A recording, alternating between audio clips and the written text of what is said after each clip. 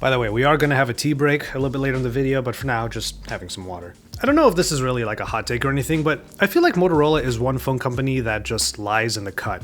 Every company has their hits and their misses, but Moto keeps trucking along with their various offerings at various price points, but they try to edge into the high-end competition with one or two key releases every year. And for 2023, their latest offering might actually be hitting more marks than ever. And after just a few days of using it so far, I'm actually quite impressed. Hey, it's Josh of Vergara. What's going on, everybody?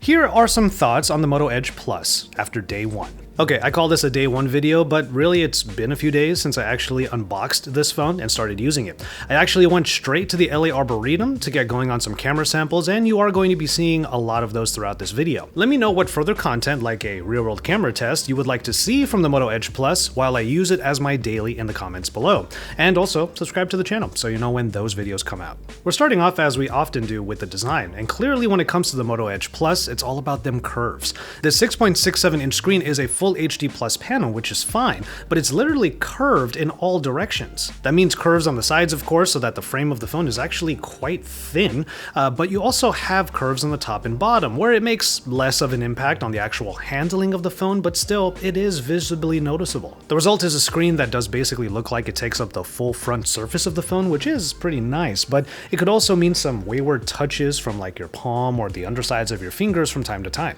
Where I do really like having curves is in this camera bump. Functionally, I don't think it actually does anything for the camera glass, and it's not like you're looking at this area of the phone a whole lot, but when I do, I kind of actually like it. The rest of this backing has a textured feel to it that makes the glass far less fingerprint and smudge prone, which is another thing that I really appreciate about this phone so far. Really, it's all about how thin the phone actually feels. It's not a revelation or anything because that's just the nature of having a curved display, but I do have to give Moto some props for stuffing a lot of things in this phone and managing to keep it very svelte. Wanted to get a drink at the Peacock Cafe, but it looks like we have an actual patron blocking the door, guarding its cafe.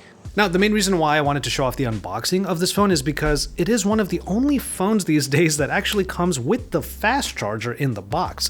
Besides, what's the point of having 68-watt wired charging as a selling point if you can't take advantage of it right away? Alright, so what's going on with the rest of this phone? Ultimately, you get a lot of what you would want. The Snapdragon 8 Gen 2 powers everything here, so you're getting the latest and greatest in terms of performance.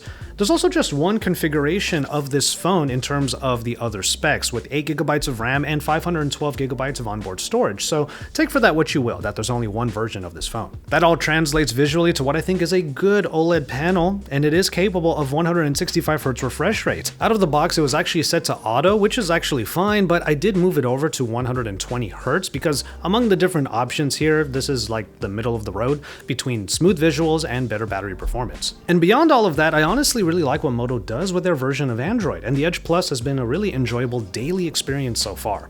I like Moto's software design, especially the font, which is really easy on the eyes and actually permeates other parts of the Android experience like Android Auto.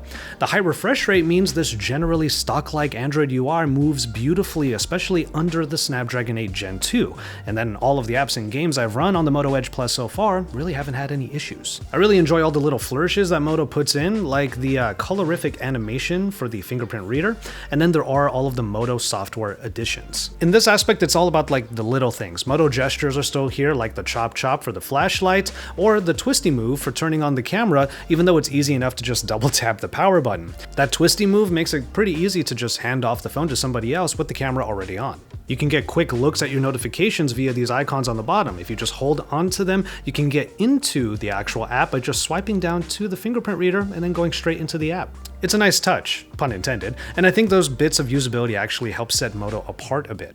Get a little dual camera picture action, dual capture, that's what it's actually called. Here to see my friends.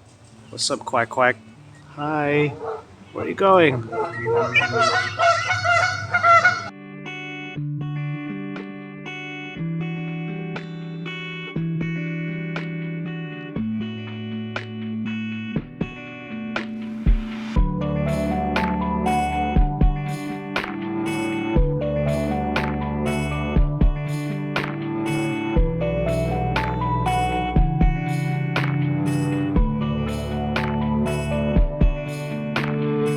So they're saying don't feed the birds, don't mess with them or anything like that. Do not touch wild birds even if they appear healthy. And I thought one of these days I was going to come here and pick up a duck. Sad. I hope the birds feel better. Well, that was a bit of a pleasant surprise. The tea room here at the Huntington Gardens, I thought I was coming here just to drink some tea, but it turned out to be a whole tea service. So because of that, and I was able to get some pictures with the Moto Edge Plus, I'm going to go ahead and make this tea break, I do have the leftover tea here, about enjoying the finer things. In a previous video, I did talk about how all we have is probably all that we need, but as long as you know exactly what it is that you really enjoy, what you're passionate about, it is still a good thing to enjoy some of the finer things in life. In my case, it is a good cup of tea, it is good content creation tools, and having fun with the tech that is in my life. Maybe the main thing that we just have to make sure we're not doing is falling into excess. And honestly, what the finer things are might be different for each and every person. So enjoy the finer things in life. And let me know what's going on, everybody, in the comment sections down below. Let me know how you're doing and what some of the finer things are in your life. From there, let's get back into the video. Now, I don't really have battery life testing as part of my day one videos because it's still early days or early day, but I will say that it seems standby time in particular is pretty good on the Edge Plus. I left the phone off the charger overnight because I just knocked out, and by the time I woke up, I only lost single-digit percentages. On top of all of that, give it up for a 5100 mAh battery that again is impressively stuffed into this slim profile. And finally, it might just be me, but it seems connectivity is pretty great on here as I've seen 5G plus internet in the corner here more than on most phones while using my Google Fi service. It could be the bands that are supported in here, which would make sense, and it could also be the fact that Moto still holds up as one of the best phone companies when it comes to the communication aspect of smartphones. They have a long respected pedigree for a reason. So the Moto Edge Plus so far is fun to use, quite customizable in its version of Android, and it has all these little flourishes that make it an enjoyable experience. So with all that said, why don't we go ahead and jump into these cameras. Now what I'm noticing is that the camera specs are where you would want them to be, but now Moto is actually doing what they can to support that hardware with capable and sometimes fun software. What we get here is a 50 megapixel main sensor, a 50 megapixel ultra wide, a 12 megapixel telephoto, and then a 60 megapixel front facing shooter. All of the cameras can shoot 4K video until you turn on one of the many other modes like portrait video or color pop. And it's when I get into these other features that I notice some quirks. In the video mode, when you go over to the portrait video setting and you start messing with the bokeh in the background and all that stuff, that's fine, that's fun, but that's at full HD resolution, 1080p in other words.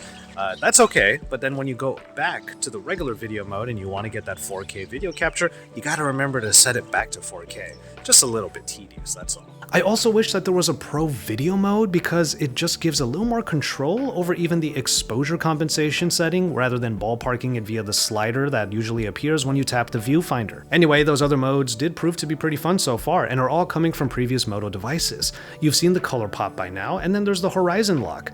Other than for really crazy movement scenarios, I don't see myself using this very much at all, but it was pretty cool to mess around with it when I did try it. Portrait video is interesting and a bit impressive in that it was really able to follow me even when some distance away. It also works with a front-facing camera too, which could be nice for some social media work from time to time. But like I keep saying, like with all other modes, portrait video brings things down to 1080p video capture. And finally, there's a portrait photo mode that is doing what some other phones are attempting with emulating actual lens focal lengths. I actually like this because I think in those terms with my actual cameras, so it's nice to translate that thought process to a smartphone camera.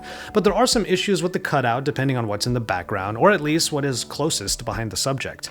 It goes to show that while Moto is making sure to have the right hardware, they do still have some work to do on the software side. I gotta say, the cameras are doing a pretty decent job, but there's just one thing that I keep noticing, especially when I'm shooting with video.